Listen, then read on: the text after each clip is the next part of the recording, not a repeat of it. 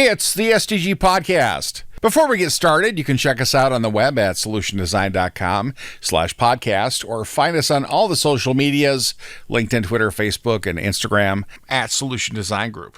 All right, we're back again with another podcast. Welcome, everyone. We got Peter Lawrence with us today and the mighty Chad Jutner. And joining us is first-time podcaster on the podcast, Allison Lorenzo. And thank you for being here. I watched your presentation. I think we all did, on doing more creative work while having fun, and loved it. So wanted to talk about it. And I thought I'd kick it off with the question, is creativity a talent? You're sending me a softball. I appreciate it. Yep, there it is. No, it is not a talent. I based this talk after a lecture by John Cleese, so that's what I'm going after. And one of his main points is that no, creativity is not an ability, it's not a talent, it's not something that you have to be born with. It is instead something that you can influence. It is a way of operating. So you're saying that creativity is like a mode you get into. Yeah, his point, and I've experienced this in my professional capacity as well, is that to be creative, you kind of have to get yourself into this certain mode. And this mode is kind of characterized by a lack of pressure, a sense of playfulness, of openness, and you kind of need a lot of space and time in order to get into that mode. But as long as you can get into this place where you don't feel like you have to produce something and get through a bunch of tasks, where you're not under this kind of pressure to produce something by the end of it, that's when you can really encourage your brain to be more creative, to start getting different ideas, interacting with one another, thinking of things that haven't really been done before. And he characterizes it as a sort of a sense of play, and that's the most important part in the most talented creatives out there. So it's not just like opening up a blank piece of paper and staring at it and saying, I'm going to be creative today. I'm going to do something. It's I don't want to say setting a mood, because I don't want to turn into that kind of podcast, but you do light a candle and, put on music that you like and create an environment for yourself to be creative, and not just like sit at the kitchen table with a TV blaring in the background and kids screaming and all this other stuff and saying, all right, I'm going to do something magical right now. That's not how it's worked in my experience. Yeah.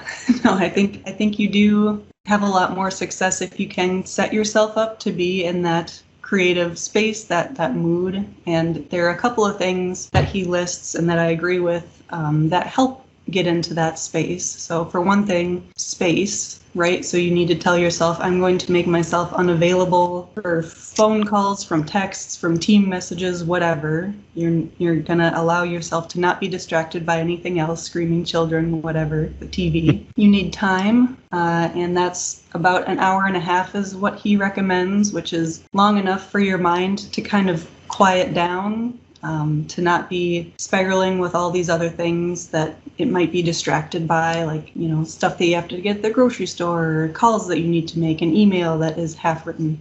So it gives you enough time to get past that spiraling, but it's short enough that you don't just lose steam. You can kind of give yourself a break at the end.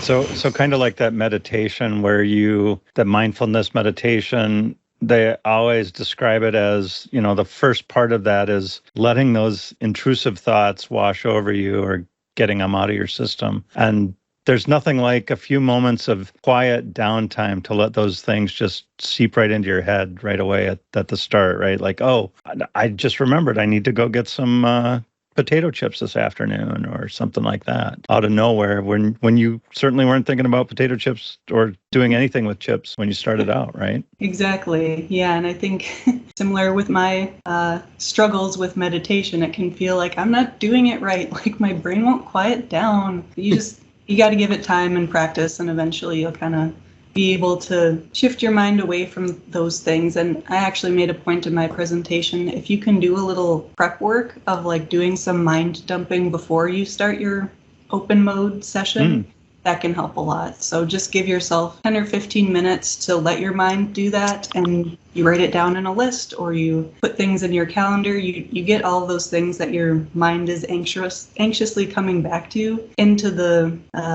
organizational spots they belong in, whether that's an email or a calendar or something you text to your partner to do. And then you can start your open mode with a more settled mind. I feel like the closed mode is sort of like where we spend most of our time. Mm-hmm. Because we're task driven and work can be overwhelming. I've got to, especially if it's time based. I think that's why deadlines can hurt a project, is because it time boxes things, and then it puts a lot of pressure on people. And when you're under pressure like that, it's not fun. You need to be having fun when you're being creative. It's a fun thing to do. Right. But to get that chance to do it, and then over time, like, Peter was saying with meditation, at the start of it, I think part of, being more, becoming more experienced with mindfulness meditation, that kind of thing, is being able to drop into it faster. Like, you can click into it because you're just kind of used to that. You know how that happens.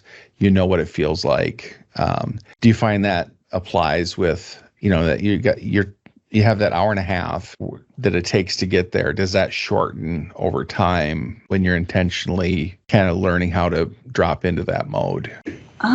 I think you can certainly shorten the period where your mind settles into it. And if you get certain activities that you're familiar with and that you find a lot of success with, you can dive right into those, and that can get things going smoothly. But I do think the hour and a half is still a good length of time.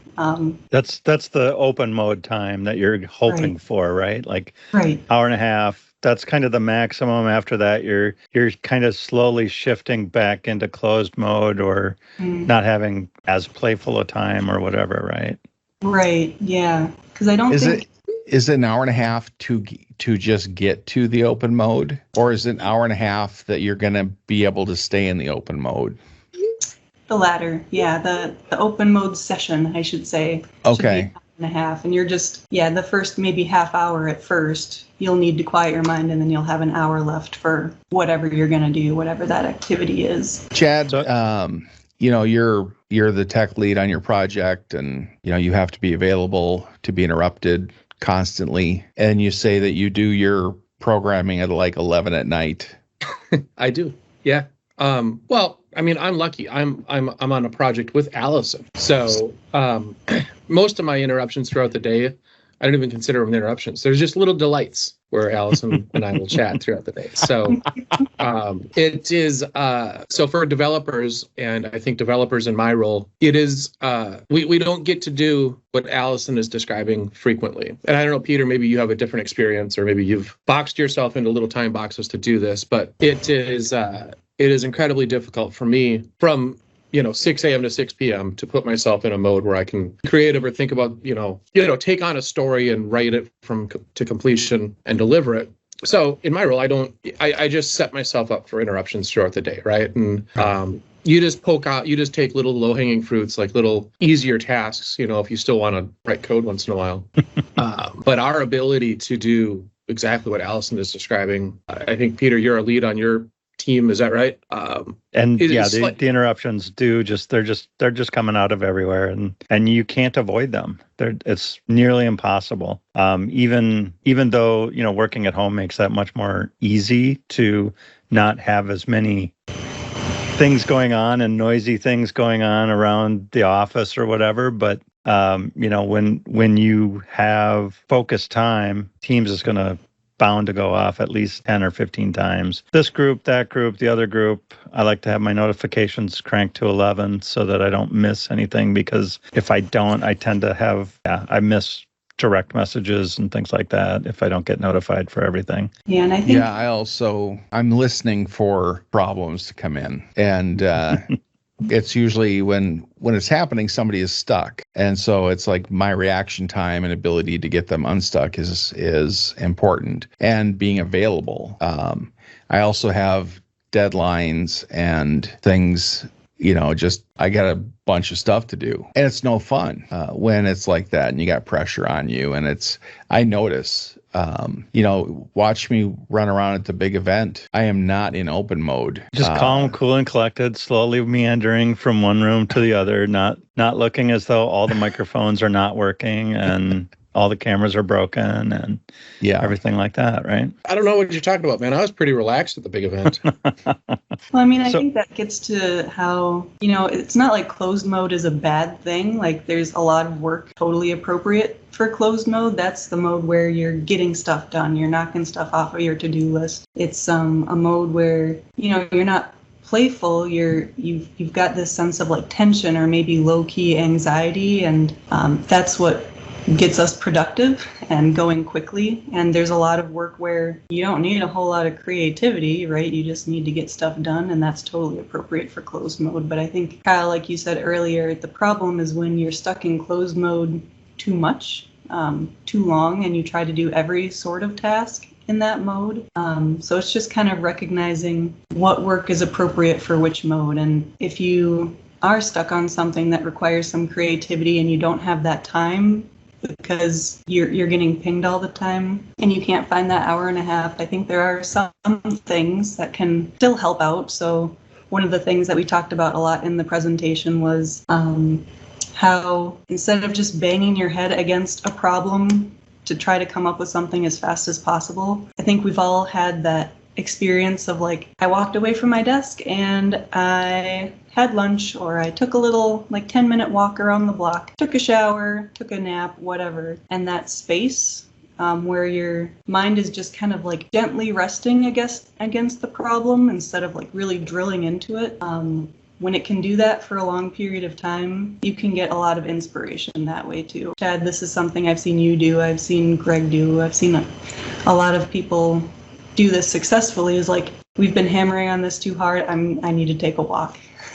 Does anyone want to join me to go to the lunchroom or just walk around the courtyard or something for a couple of minutes? And even that little break can help, because it is kind of like a micro open mode moment, right? Where your mind is relaxed, you're not under pressure, you are doing something, again, maybe a little meditative, where you don't have to think too hard, but your brain has the space to start making some new connections and thinking more creatively. We also have to stop saying the word WALK, because I've got a little fella right next to me that hears that. And he is just like laser beams right now. It's no treat. Yeah. Say that. Actually, honestly, he doesn't really know that word because I call it something else, and I'm not going to tell you guys what I call it. So. That's good, because we would probably say that many, many times. Yeah. So it's hard at work to play all day or to play any time of the day, right? How do you fit that in, or is there a time of day that works better for this, or is it you have to find your own time of day that works best for you? Is that kind of the way it goes? I think so. I think different people have different preferences, times of days when their creativity or energy ebbs and flows. Like for me, for whatever reason, I thrive at the 3 o'clock to 5 o'clock time frame.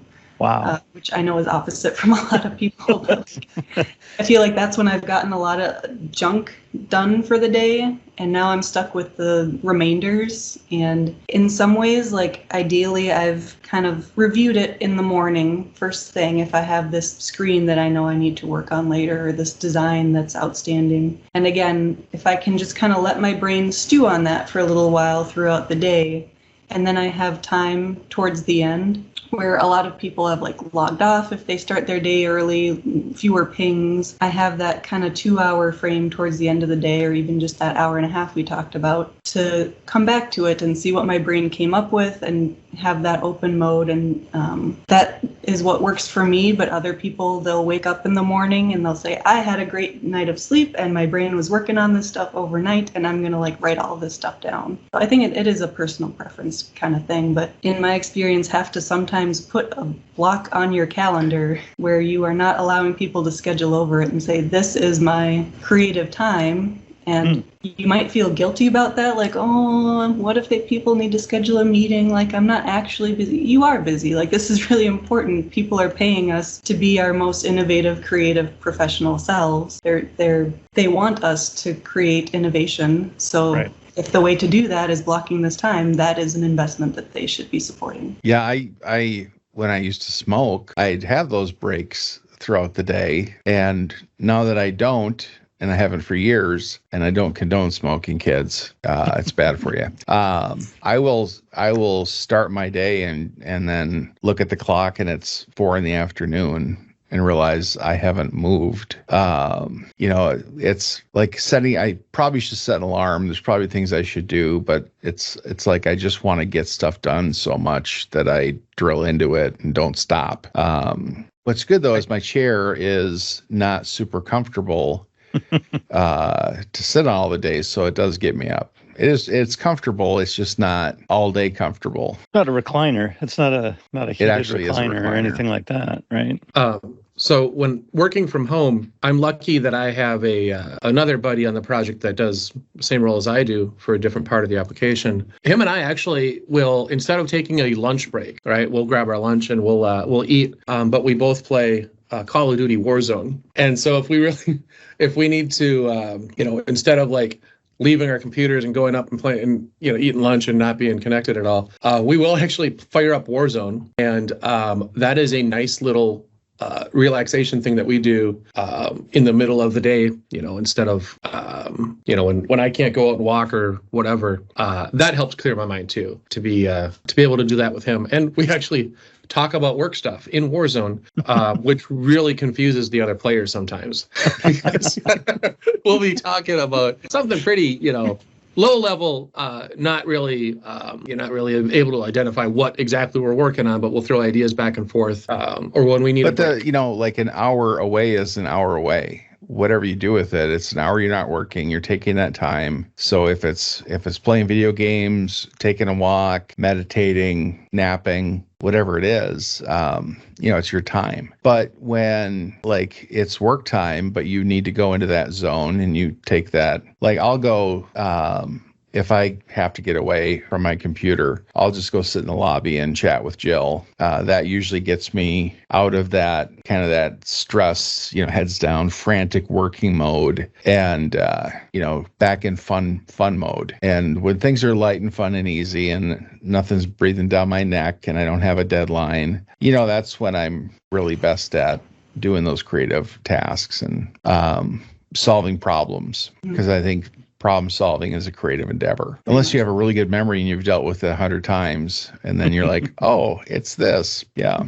Yeah, I think anything that creates that time pressure of like, I have to be creative by the end of the day, it doesn't work out that great. Because one of the other points that he makes in John Cleese in his lecture, and that I agree with, is, you might not only need that open mode hour and a half for time, you also ideally need time in terms of like when a decision needs to be made, when you need to decide on an idea that you come up with and commit to it. Because ideally, something that's long been known in the UX design world, ideally you can stay in the ideation phase as long as possible, so you come up with as many ideas as you can before you commit to one and start going down that path. Because what happens if you don't, like let's say you come up with maybe 3 ideas and that's all the time you have, and the business says, okay, we need to hurry, we have deadlines to hit, pick this one because it's the best of those 3. It might seem like you're going faster, it might seem like you're saving time by cutting yourself short in that creative beginning phase, but at the end of the day, second idea, or maybe all 3 of those first ideas that you came up with suck. You're sprinting in maybe a wrong direction, and you're going to be costing yourself time and money for the rest of that product's lifespan to uphold castle that you built on a swamp, basically. Like so is there a concept of design debt that gets built into some of these things? We've talked about technical debt, but is design debt a thing where you've designed it sort of wrong, sort of right, and you're kind of stuck with it? Absolutely, yeah. I mean, it's happened to me where, okay, I think this idea is good enough. It's all I have time for. Let's propose it. And then partway through development, it's like, oh, I boxed myself in here and I'm not finding a great way out. And it's too late to tell the developers to just undo everything and start from scratch. So we're stuck. Developers love undoing everything. Yeah. I disagree with Allison, everything Allison just said. I don't think she's ever designed anything, boxed herself in anywhere, at least in the 3 years that I've worked with her. You're too kind. And you're lying for my benefit, but thank you for doing that. Well, there was the one time. We went down we went on a little journey together, and I think we pulled out at the appropriate moment. Yeah. I just finished building an app in Nintex. I programmed it, Chad, in Nintex, and which used to be part of SharePoint. I just had to say SharePoint. And I went down the totally wrong path, right away. I committed to it to the point where I got other people involved in the bad choice. And then I changed direction completely. I don't know if they noticed or not. I didn't even bother telling them. That way I said we had to do it. We don't have to do it that way. But I was in that frantic get it done mode, and I took the first decision that popped in my head, the first choice, and just blazed trail instead of taking that step back and trying to get into that mode. I think I'm really bad at getting into the mode. I think I just find myself there, usually based on fun. And I like to have fun and joke around and keep things light. But I'm really bad at that when I'm in closed mode and just have tons of stuff to do. Well, that happens that happened to me with my big event presentation, right? I'm not a huge proponent of showing slides, right? I like to show real things. And we talked about this a couple of weeks ago, but I spent significant amount of time developing one thing, changing directions multiple times, and then kind of putting it, mothballing it for a little bit and pulling it off the shelf kind of last minute and trying to get it running again. And bad things happen, and you just make the most of it. And it's not always, even the act of going through and screwing up is also useful to know, oh, that's not a thing that or I learned 5 things by screwing that up, right? Like when I did the colorization project using AI, learned a whole bunch of things through that I kind of stumbled through talking about during the big event. But one of them is libraries and GPU recognition isn't quite there yet for certain things and certain configurations. We learned a whole bunch of ways to troubleshoot a model training failure. We learned that AI and taste buds don't necessarily match quite yet, and a handful of other things. So I don't necessarily, like Allison talked about, going down a design path and boxing yourself in with a design that isn't necessarily feasible. When that happened to us, we learned a whole bunch of things through that process. And I think, Peter, you called it design debt, and it turned into a little design debt, maybe some tech debt. But it was actually kind of a good thing for the project because there were a lot of patterns that we developed going into that, and then even better patterns coming out of it that we implemented for the life cycle of the project. And the fact that it happened early really, really helped us. So, and if you never get yourself boxed in somewhere, then until, a lot further down the path, then all the things that we've talked about with, Agile and things fail fast, get the design out there so that people can see it and hate it and then, fix it rather than, and I don't mean hate, but disagree with or whatever you want to call it. I don't want to make anybody too upset, but. Yeah. And not to get too far into it, but the whole concept of failing fast and iterating and everything else, when you're dealing with things that physically take a long, long time that you can't chunk out into little things that you can report on through a process. Right. That's going to require some new thinking, I think. Firsthand experience for me, not just my big event thing, but through some client work, is some big ideas take a lot longer framework allows to flesh out. There's a lot of people that have underestimated things, in myself included, right? Where this big idea will only take a very short amount of time. This is going to be great. Oh, wait, I'm trying to do this and I'm struggling and finding myself having problems. And now I need to take a walk and go figure out how to actually solve this problem, because if I don't, it'll never happen.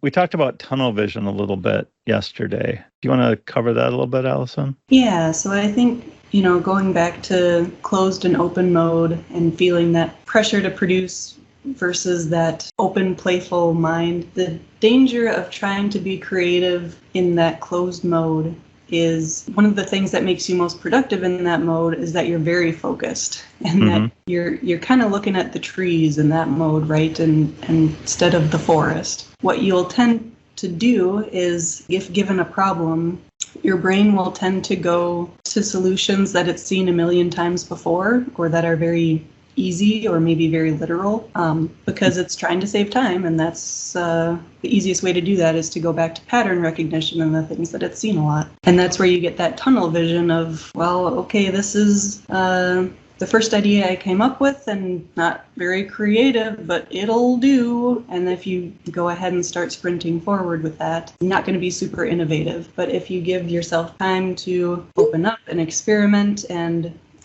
Chad mentioned, like, he goes on those Call of Duty sessions with Greg. This is especially helpful if you do it with other people, like if you riff with other folks in your play, and if you have a sense of humor about it too, even better. I mean, John Cleese is a comedian, so he talked a lot about humor and the role it can play in this. But if you do all of that, you're in that more like seeing the forest. You're opening yourself up to new interpretations of things, and especially if you do some of the activities that I talked about in the presentation. So these are things like, taking inspirational tours of looking at your favorite web apps or your favorite websites, maybe just some art, maybe some really cool code snippets, or whatever it may be, anything that inspires you. You're going to start making new connections, putting things together in new ways, and that's where that creativity has a chance to flourish, I would say. And if you force yourself to stay in there for a certain amount of time and say, like, I'm not going to stop until I come up with at least 8 ideas, and 7 of them could be total stinkers and they could be really stupid, but I don't care, I'm just playing right now. Like, you're not judging your ideas during open mode. You're not saying this will work or this won't. You're just getting them out there, out of your brain and onto paper or the computer or whatever it may be. And after that, just quantitative over qualitative ideas are out there, then you can go back to closed mode afterwards and start doing that judging and taking in other people and seeing what's feasible, what are the pros and cons. But to get out of that tunnel vision, you just got to get a lot of ideas out. And that's where some extra time is really helpful. Nice. So if you're a leader of people, and if they're not running, if they're just walking and not running, or they're just sitting doing something, walking relaxing, around looking at forests, right? Yes, looking at their favorite websites. You're like, get back to work, and it's like, well, I am working. What's the message for leadership there when leading creative people? I think some of it is optics, right? I think you can't just say, I'm going to go on an hour and a half walk. I don't think that'll ever go over well, no matter what tips I can give you. If you can frame things kind of like we talked about and say, okay, for my time frame based off of my professional experience in the creative field, I'm going to need a week of ideation time. And by the end of that week, I'm going to deliver you these artifacts, these mock-ups, these QA test plans, these dev prototypes, whatever it is. Give them a plan for what you are going to produce by the end of this period that you're going to try to advocate for yourself getting, to show that you are being productive. You are going to be doing work during this time. And if you can phrase it in terms of like dollars and say, by getting this week where I can ideate when it's really cheap, you're just paying for my bill rate and you're not paying to like develop the wrong thing and maintain it for forever. If we can stay in this cheap ideation phase for just that week, you could save yourself tons of money by if you'd just given me a day or two.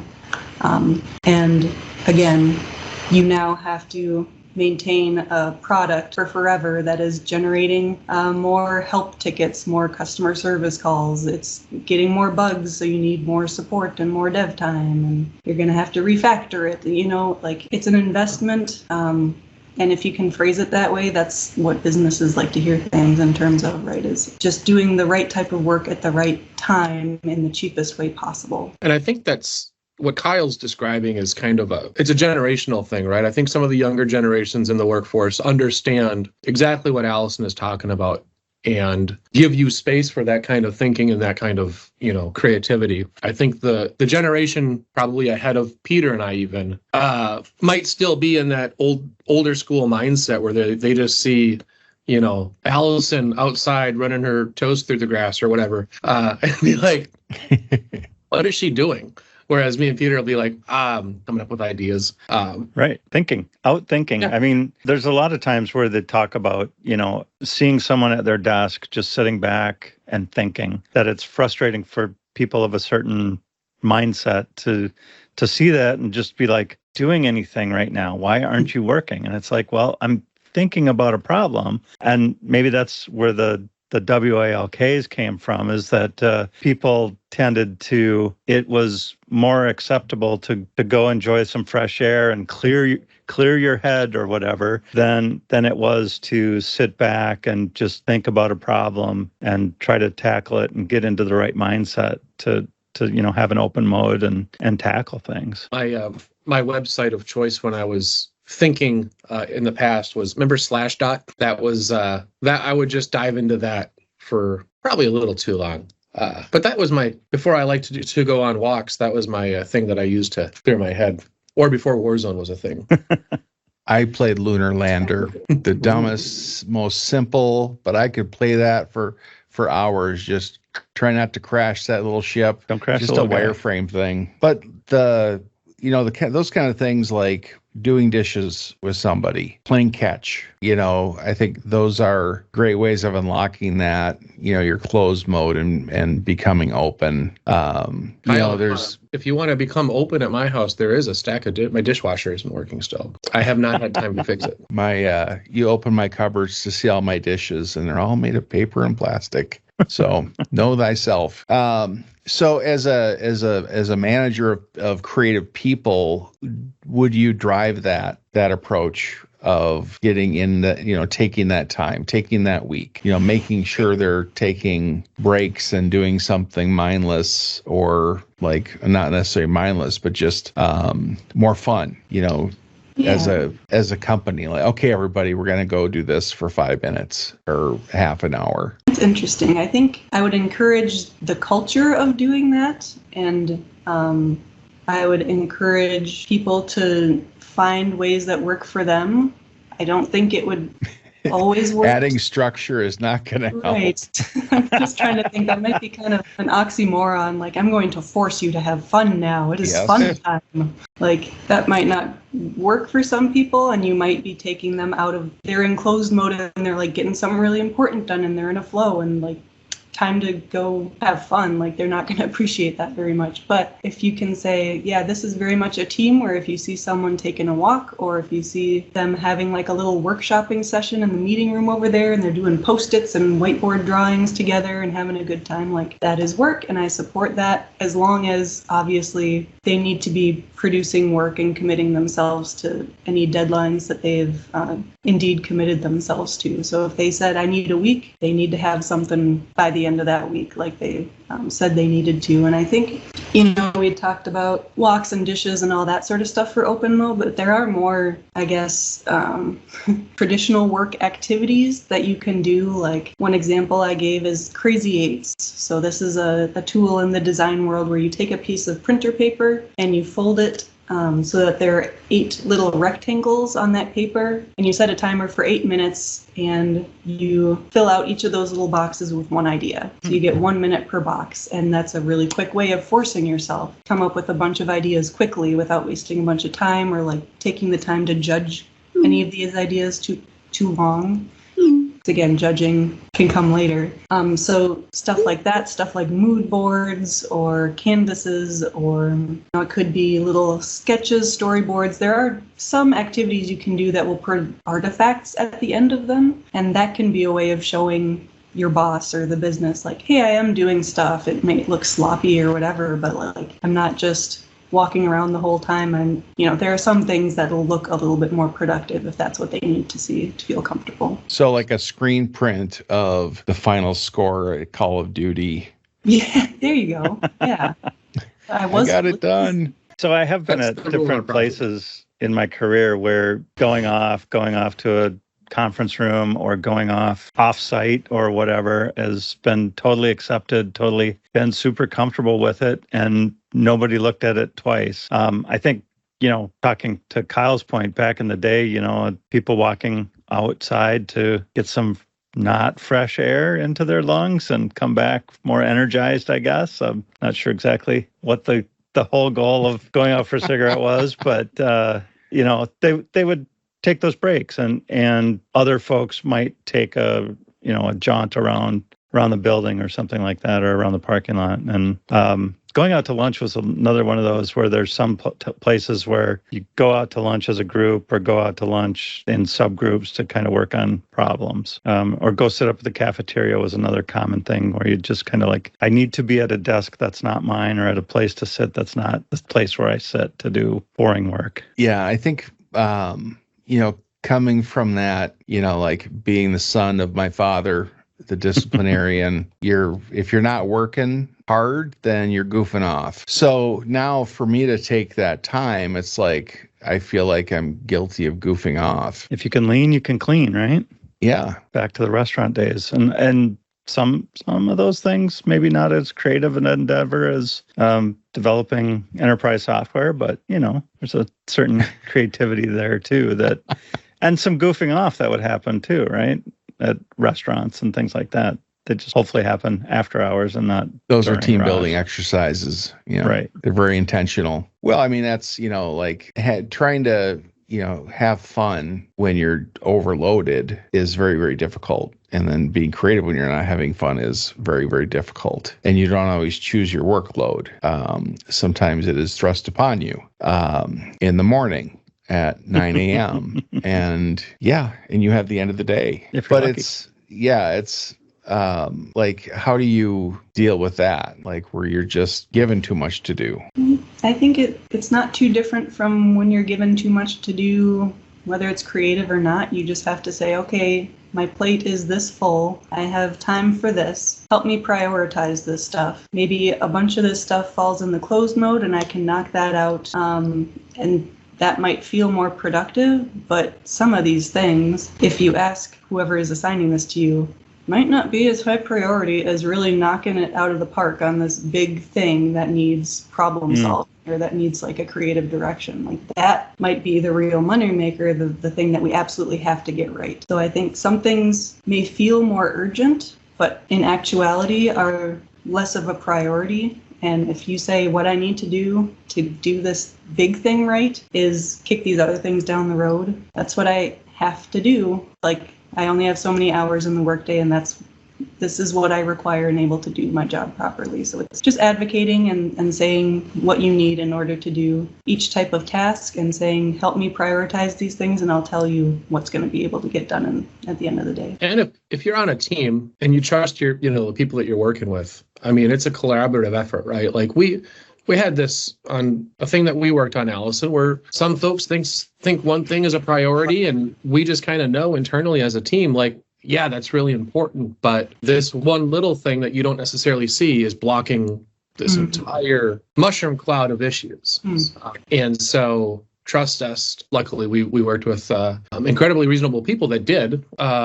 It was fine. So. Well, and you earned that trust, right? I don't know how, but yeah. I heard it was all happy hours. I mean, we did have a sip or two every once in a while, and that does actually go a long way towards getting understanding mindsets. Understanding, actually, I mean, more like understanding motivations, right? Because I think I hate the word mindset, but I do like understanding what's motivating different people in their role to push for like what we see and what we know to be non-essential things. And you don't always get out of people in the office or around other ears their real motivations for like whatever. But boy, you bring them to Main Street or an American Legion or wherever, and after a couple of sips, you actually understand where things are coming from. And it is genuinely one of the, I mean, I don't understand why it's not done more. Maybe I do. I mean, maybe folks aren't comfortable going there, but like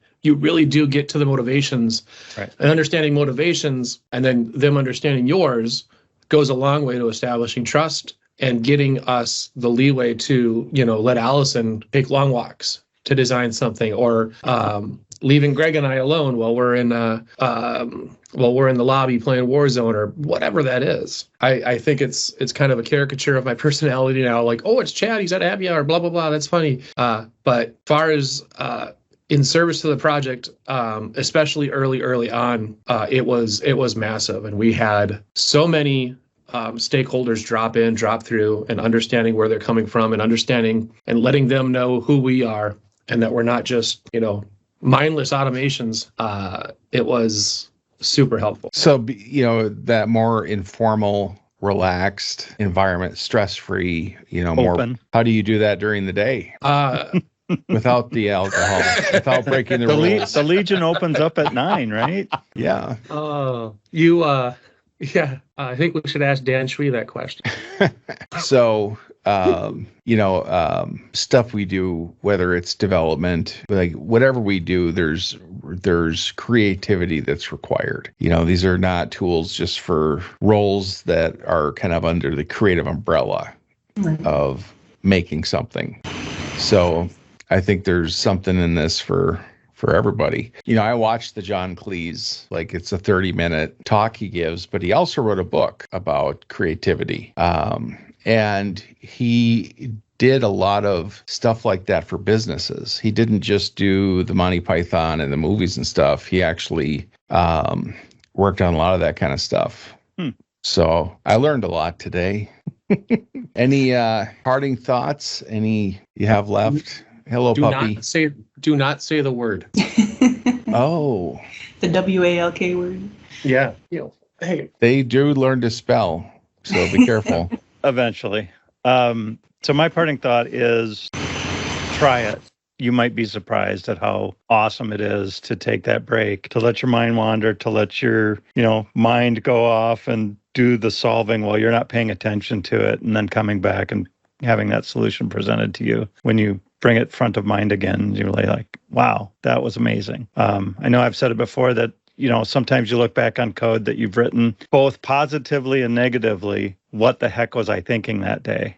Sometimes it's, I must have been creative because that is an amazing solve, and I don't know how I did that. And then there's the other side too, but take time to be creative. I liked what you said about, communicating what you're going to need in terms of that time. Like, give me this week or this day so that I can get into this mode where I need to be and spend and give it that due time. Like, I like that. Is there how do you measure that though? I mean, how do you know that is that just a standard number you're throwing out of a week? Is it scale? Oof, it's the gut feel in my It's feel. Well, after doing this for 12 years, you just kind of know a screen of this complexity, I'd better give it a couple of days, Go with your gut. Can't buy it. All right. Well, I think with that, we can shut her down and say goodbye, everybody. Bye, everybody. Bye. See you guys. Solution Design Group is a digital product consultancy in Minneapolis. Check us out on the web at solutiondesign.com or look for us on Facebook, Twitter, LinkedIn, and Instagram at Solution Design Group.